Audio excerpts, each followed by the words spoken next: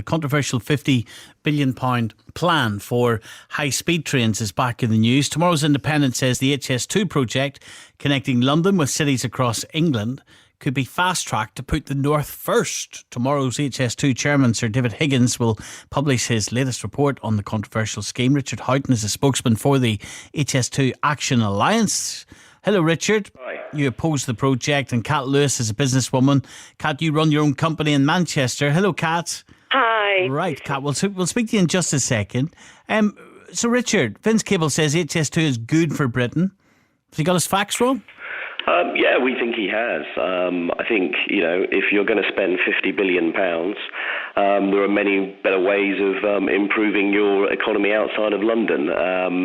Interesting, a public opinion poll in the Observer today, 64% of people wanted the investment to go into connecting Manchester, Birmingham, Leeds, Sheffield, Edinburgh, the intra-regional connections before you connect yourself to London, which is, I think it's 10 times bigger than any other economy in the city, in the country, and it's obviously driven by international money to far greater extent. So our concerns, I guess, is that this money isn't going where it should go, and we're a bit concerned that it's going to suck the money closer to London. Yeah, but look at the journey times and the cut in journey times. Phase 1, London and Birmingham, 250 miles per hour operating speeds cuts the journey time from 1 hour 21 minutes to 49 minutes. Yeah, it's all great. And if high-speed train actually did drive economies, and obviously Spain, which has the biggest network, you'd expect it to have one of the strongest economies in Europe, and actually it has one of the worst performing. There is, unfortunately for the government, no academic research or real-world evidence that high-speed rail actually grows economies. And, certainly in France, we've seen the dominant city, Paris, sucking people in, and those cities and towns connected to Paris by high-speed rail losing their regional headquarters as people move back to Paris. So I'm afraid, while it sounds good, and I think it's a political project, not a transport one, it sounds very shiny and very nice, the figures and the facts don't just support it. Kat?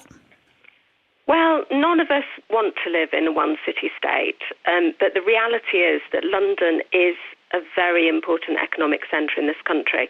And I've been travelling down on the West Coast Main Line, which is the busiest route in the country in terms of population served, once a week, if not twice a week, for the last 12 years. And, since I set up my company in 2007, that's resulted in me being able to employ, create jobs for and employ, between up to 30 people at any one time. And the truth is that lots of other businessmen and women are on that line week in, week out, because London still is very, very important, and we have to win our business in London and bring it back to the regions, and that's the way that this country's operated, for hundreds of years. And you don't think that model could change? You say just because it's operated like that in the past? I would really like it to change, but to be honest, if they put railways in, improved railways across the country between, say, Manchester and Leeds, it wouldn't help me at all. I don't have any clients in Leeds, and it wouldn't help many of the other businesses. I speak to people on the train, and they're all people who are doing business with headquarters in London or with clients in London, and that's the way this country works. Yeah, and I agree. And I think, London's generating jobs at 10 times the speed of the rest of the UK, according to the centre of cities. But, the challenge that I think Manchester and Birmingham face, and Birmingham is slightly different. I mean, Sir David Higgins has already said that connecting to Birmingham through HS2 will help the London property market, so people can commute from Birmingham, which is a real endorsement for Birmingham, obviously. But, what we're concerned about is that you'll see history repeating itself. I mean, 1974, West Coast Main Line was electrified finally. 2 years later, the Manchester Guardian shut up shop and moved to London because they said they can get their journalists back on reduced times. So I get, for those that are reliant on London, those businesses, that HS2 might get you there a bit quicker. But at the moment, was it just over 2 hours and they run over 20 minutes? It's not a bad service. You're going to find that it might take the brightest and best out.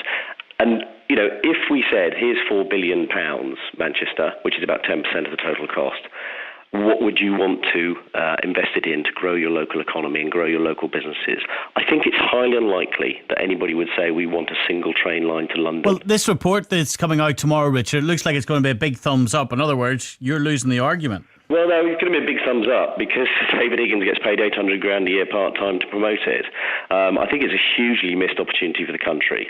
You know, with his track record in the Olympics and at rail track, he really had the opportunity to get down to the nuts and bolts on this. And what he's not telling you is there's £8.3 billion worth of cuts to existing train services to pay this. You know, so if you're in Liverpool, you're losing your fast connection. If you're in Stockport, you're losing trains. If you're in Winslow, you're going to have no direct trains. You know, if you're in Chester, you're losing trains. And the cost went up, didn't it? As often does in these type of ventures. June 2013, the government revised the cost of the project. It took the estimated budget from £32.7 billion cut to 42.6 billion. Now, you think what you could do with that money in this country, 42 billion pounds. Can I just ask Richard a question? Yeah, of course. Have you ever created any jobs? Are you a business person? Yeah, I've worked, I had my own agency for 10 years and I've run 6 other businesses. Now, how many people have you employed? At most of 190 when I was at my height. Well, don't you recognise the importance of infrastructure? I do, and I think, but I mean, I've travelled to Manchester on business from London. I mean, I do think the service isn't bad at all. And certainly London to Birmingham at the moment out of Marylebone is very good. It costs me £6 if I book in advance. I get Wi-Fi and coffee. I'm not knocking infrastructure. Our point is we want the regional cities in this country to grow. It's best for everybody, but I just don't think a single train line running from London to Birmingham and on to Manchester is the answer. I just think, you know, the east to west connections in this country are awful. It's to Leeds as well. Yes, it's connecting up to Leeds. But, yeah. I mean, the truth is that those connections between kind of Manchester and Leeds, the cross-country connections, just aren't used, you know, to the same degree. They're used by commuters. You know, we employ people from Leeds, and equally people from Manchester are employed in Leeds and commute every day.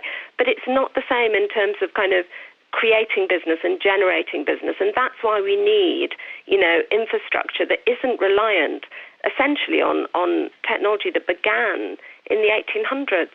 I mean, the West Coast Line, you know, yes, it's been maintained, but it was actually laid out by several different companies, you know, beginning in 1837.